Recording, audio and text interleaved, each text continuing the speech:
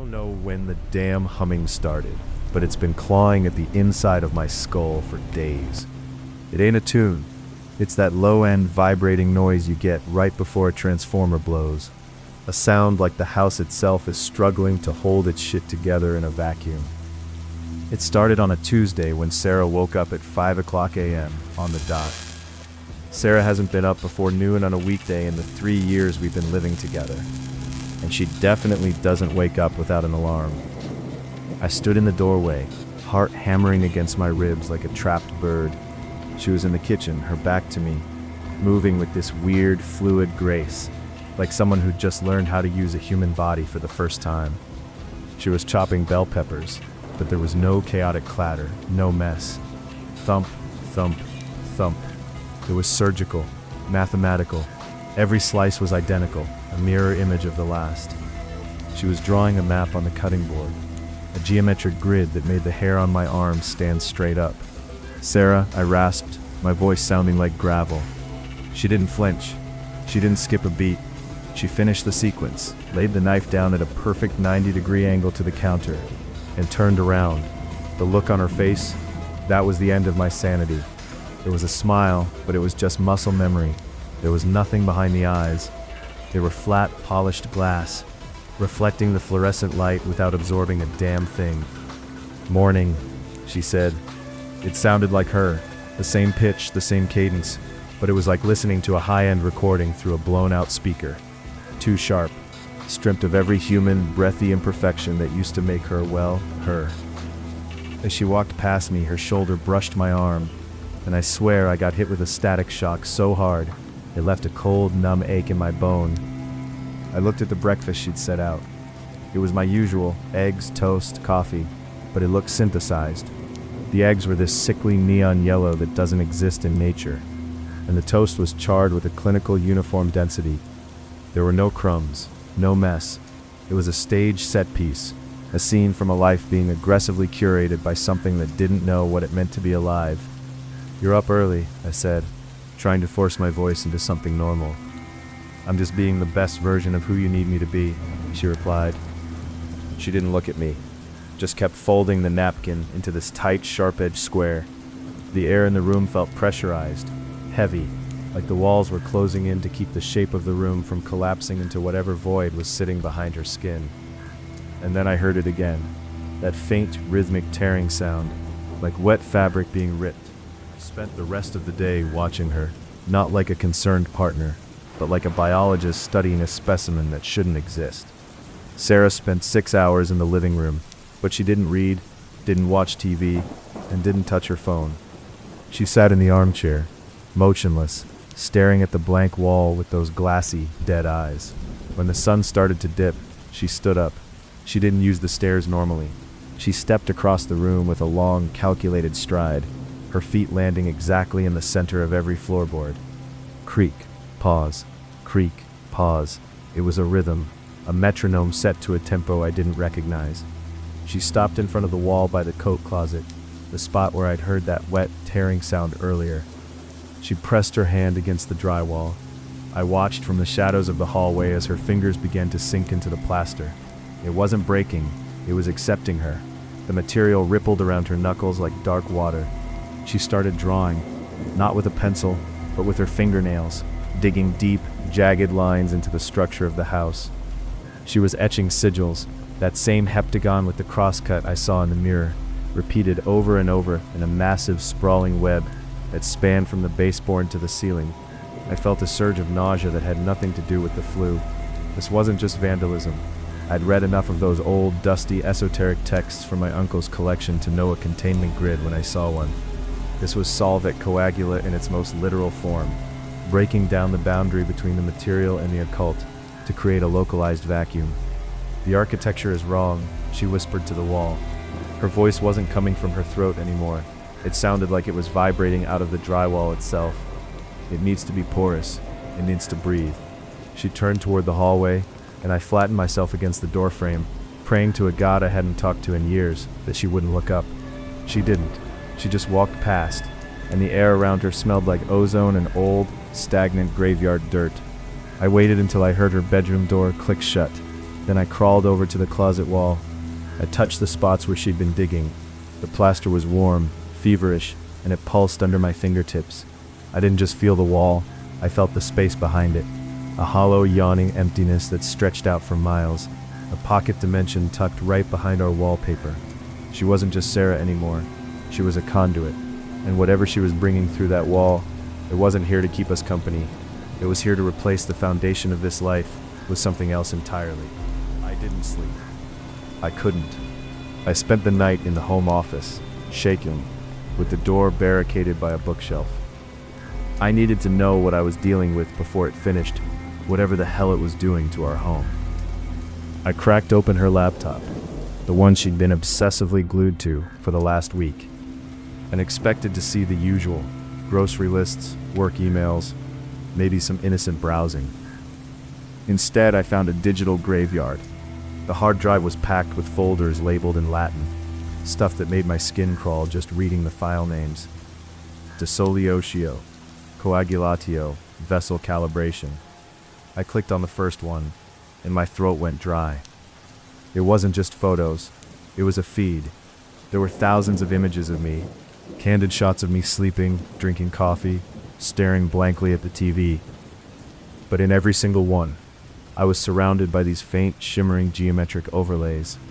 Subtle white lines connecting my joints, my heart, my throat, like someone was mapping out a butcher's cut, and Sarah wasn't in any of them. It was like she was viewing the world through a lens I couldn't perceive.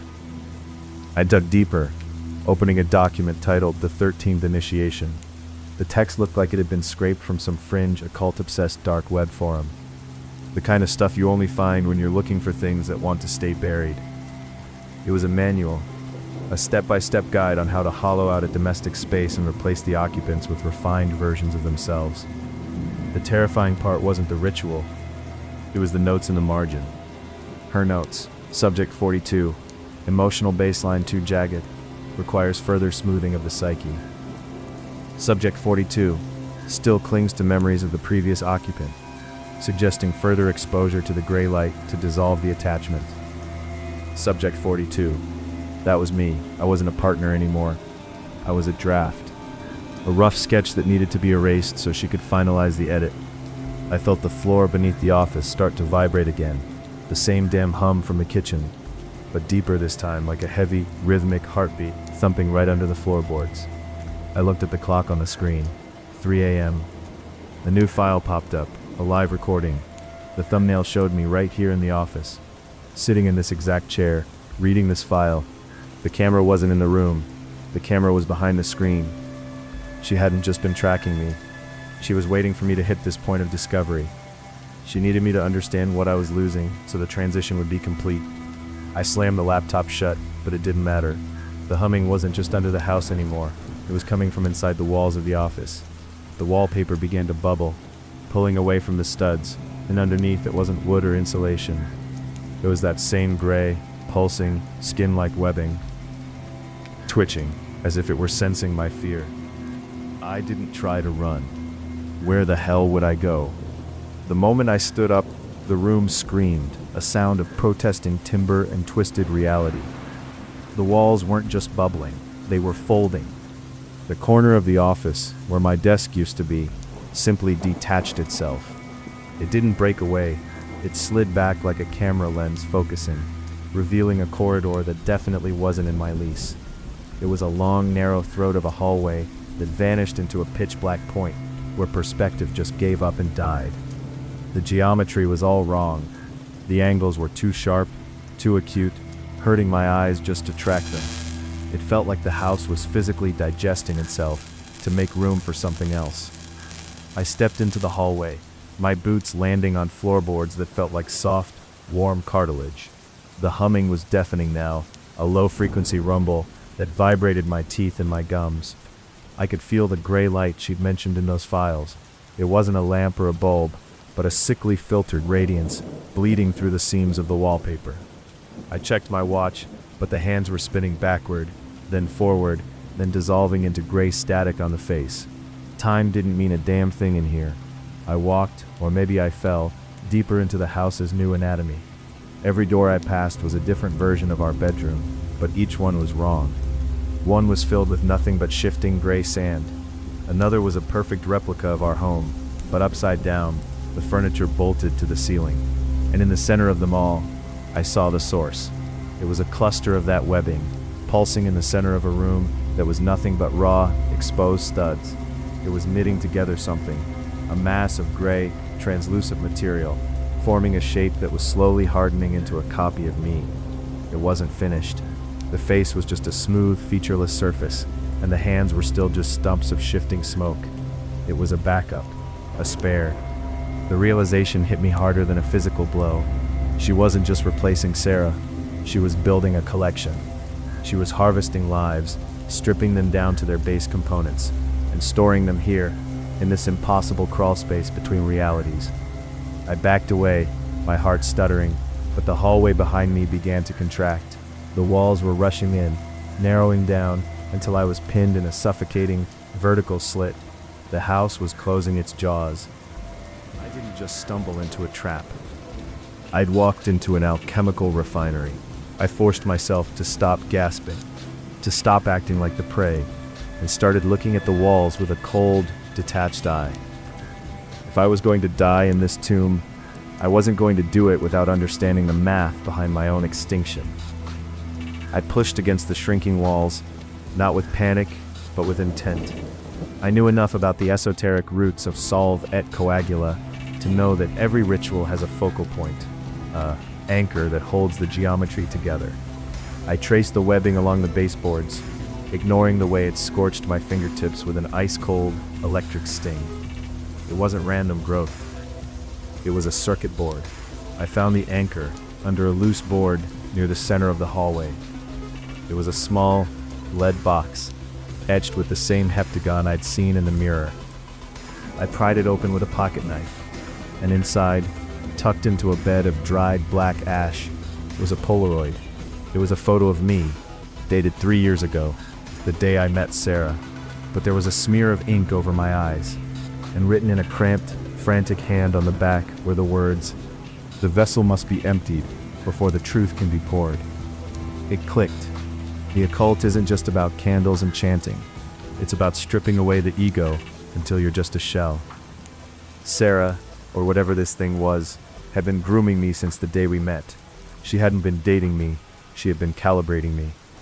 Every fight we'd had, every moment of vulnerability, every secret I'd told her. That was the dissolution phase. She was breaking down my personality, leaching out the humanity, so that I'd be perfectly soft and ready to be remolded into a perfect version of myself. I looked at the gray mass in the room behind me. It wasn't just a backup, it was an upgrade. A version of me that wouldn't have doubts, wouldn't have fears, wouldn't have a damn clue that it was being used as a battery for a parasitic entity. I realized then that the humming wasn't a warning. It was a lullaby. It was designed to keep the victim in a state of suggestible, rhythmic trance. The moment I understood the pattern, the humming faltered. For a split second, the house groaned, and the gray light flickered, revealing the truth. The walls weren't solid bone. They were held together by nothing but my own belief that this house was a home.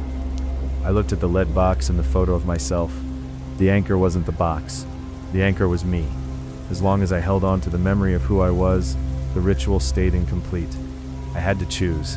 Keep fighting and get absorbed as a broken, messy version of myself, or shatter the last of my identity and hope that whatever was left was enough to burn this entire thing to the ground. I didn't have much time. The walls were weeping that thick, gray sludge now. The house literally falling apart at the seams as the ritual lost its grip. I scrambled back toward the bedroom, my lungs burning from the ozone smell. Every step felt like wading through knee-deep water. The floorboards were shifting, turning from wood to that same pulsing, skin-like webbing that was currently consuming our entire life. I made it to the hallway closet, the one I'd been watching in the final integration logs on the laptop. It was the eye of the storm, the place where the coagula, the binding, was actually happening. I shoved the door open. It wasn't a closet. It was a vertical shaft, descending into a darkness that seemed to suck the very light out of my eyes. Floating in the middle of it was Sarah, or the thing that looked like her. She was suspended in a web of those black, jagged sigils, her body partially dissolved, limbs trailing off into ribbons of gray smoke. She wasn't human anymore. She was a hollowed-out husk, a puppet being operated by something that lived in the pitch-black space below. "You're late for the integration," she said. Her voice didn't come from her mouth. It rattled in my own chest, a low tectonic vibration. She didn't look at me with eyes anymore. She looked at me with the absolute terrifying vacancy of a black hole. I didn't try to save her.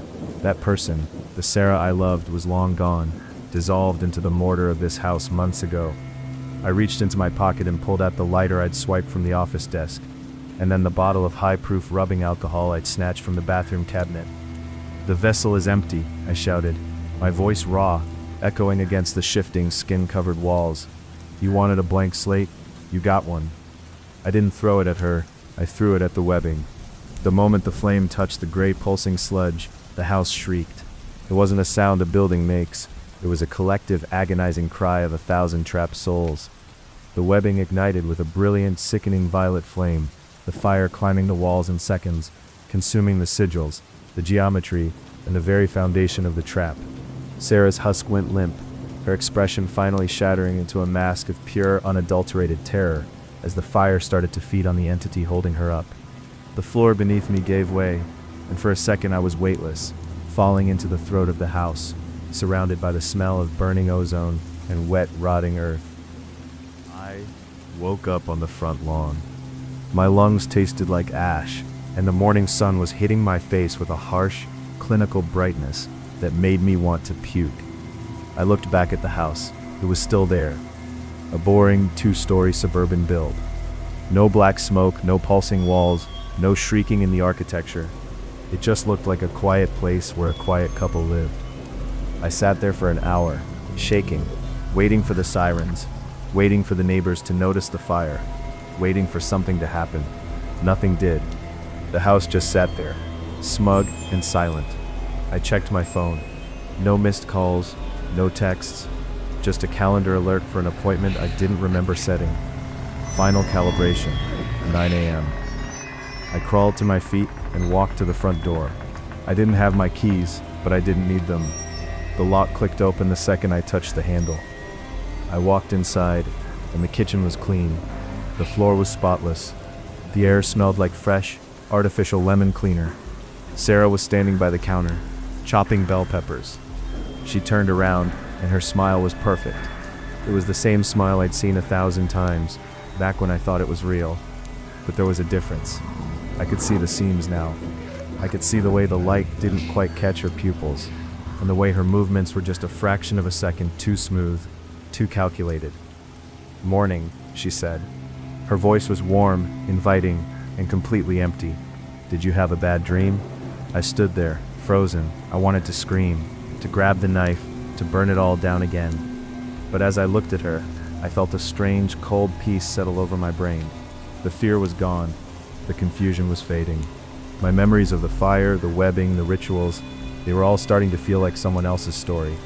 Like a movie I'd watched a long time ago, and was finally forgetting. I felt a slight tug behind my own eyes, a rhythmic, pulsing sensation in the back of my skull. It was the hum. It was back, but this time, it was syncing perfectly with my own heartbeat. "Yeah," I said, my voice sounding as smooth and hollow as hers. "Just a dream." I walked over to the counter and picked up a knife. I lined up the peppers, my hand moving with a sudden, eerie precision that I didn't have to think about. I felt the house settle around us, the walls tightening, the geometry locking into place. It was efficient. It was stable. It was the best version of who we were ever going to be. I looked at the clock. 9 a.m. The integration was complete. And somewhere out there in the real world, I knew the next pair of keys was already being handed to the next couple, ready to start the cycle all over again. I found the storage, while Sarah was busy in the kitchen, her movements becoming so mechanical, it was like watching a frame skip in a corrupted video. The house felt heavier, the air thick with the scent of ozone, and something sweet, like rotting lilies. I had to know what was fueling this. I grabbed a flashlight, the beam cutting through the gloom, and dragged a stool to the attic hatch. I pushed it open, expecting the usual clutter, dusty boxes, forgotten holiday decorations, the debris of a life lived. Instead, I was greeted by a chill that bit through my shirt, sharp and unnatural. The attic was a cold storage unit, but not for clothes. I climbed up, my heart hammering against my ribs, and swept the light across the space. Lined up on shelves that seemed to grow out of the very rafters were hundreds of masks. They weren't silicone or plastic. They were human faces, harvested and perfectly preserved, each one tagged with a date and a name in precise clinical handwriting. Some were from decades ago, yellowed and brittle. Others were fresh, the skin still possessing a sickening waxy sheen.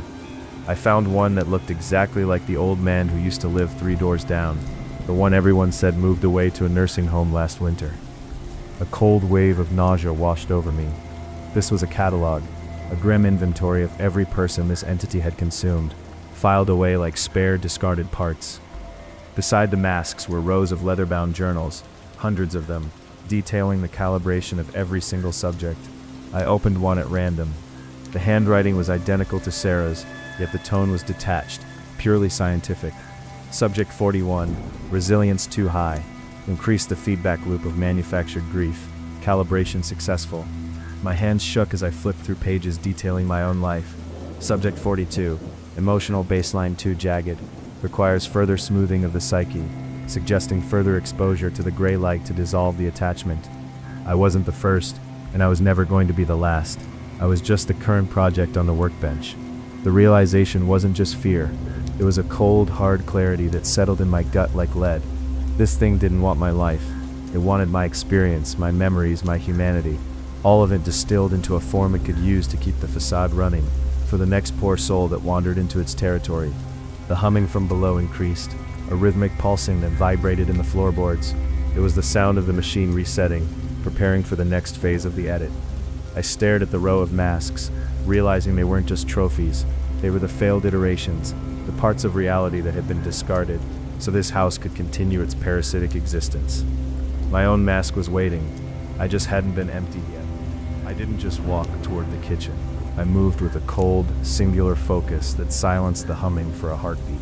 Sarah, or the thing wearing her skin, didn't turn around. She remained anchored to the floor, her hands resting flat on the granite counter, which had begun to soften and shift like gray clay. The kitchen itself was dissolving, the cabinetry was stretching toward the ceiling, and the windows revealed only a featureless, swirling void of static where the yard should have been. The house was no longer trying to hide what it was.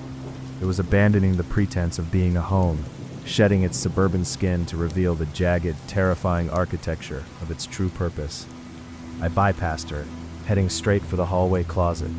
It was the eye of the storm, the place where the coagula, the final binding ritual, was actually occurring.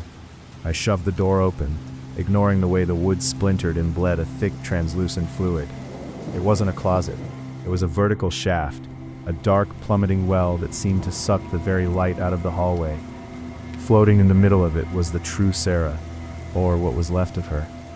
She was suspended in a web of those black, jagged sigils I had seen on the laptop, her body partially dissolved, limbs trailing off into ribbons of gray smoke. She was a hollowed-out husk, a puppet being operated by something that lived in the pitch-black space below. "You're late for the final integration," she said. Her voice didn't come from her mouth. It rattled in my own chest, a low tectonic vibration that shook my very skeleton. She didn't look at me with eyes anymore. She looked at me with the absolute terrifying vacancy of a black hole. I didn't try to save her. That woman, the Sarah I loved, the one who laughed at bad jokes and drank wine on the porch, was long dead, dissolved into the mortar of this house months ago. I reached into my pocket and pulled out the heavy-duty lighter I'd swiped from the office desk, and then the bottle of high-proof rubbing alcohol I'd snatched from the bathroom cabinet. My hands were steady. The panic had been burned away by the cold realization of the attic. "The vessel is empty," I shouted, my voice raw, echoing against the shifting, skin-covered walls of the hallway. "You wanted a blank slate, you got one. You wanted a perfect version of me? Here's the truth. I am the one who destroys the masterpiece." I didn't throw it at her. I threw it at the webbing. The moment the flame touched the gray, pulsing sludge, the house shrieked. It wasn't a sound a building makes. It was the collective, agonizing cry of 1,000 trapped souls. The webbing ignited with a brilliant, sickening violet flame, the fire climbing the walls in seconds, consuming the sigils, the geometry, and the very foundation of the trap. Fire didn't act like ordinary flame.